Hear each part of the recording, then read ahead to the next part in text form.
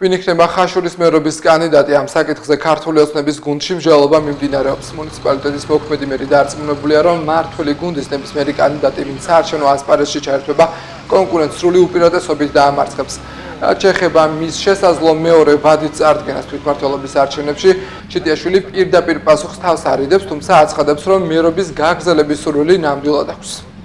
ქართული ოცნების კანდიდატს აქვს ყველაზე მეტი შანსი და გაიმარჯვებს. ამაში დარწმუნებული ვარ და დარწმუნებული ვარ იქიდან გამომდინარე, რომ ეს ხელისუფლება, ესეთი ხელისუფლება ჩვენ ქვეყანას არ ყოლია, ესეთი ეროვნული ხელისუფლება. ამას იმიტომ არ ვიძახი, რომ მე ვარ ქართული ოცნების წარმომადგენელი, თვითონ ვარ ადგილობრივი პარტიის ხელმძღვანელი, არამედ მე წლების განმავლობაში მუშაობდი სახელმწიფო სამსახურებში და მაქვს ხო ანალიზის უნარი, შევადარო ვინ როგორ მუშაობდა და რა იყო, ხო და ეხლა კონკრეტულად ხაშურის მაგალითზე ვიტყვი ერთ რამეს, რომ მარტო მე ამდენ რაღაცას ვერ შევძლებდი, რომ არა ამ ხელისუფლების თანადგომა, ხო?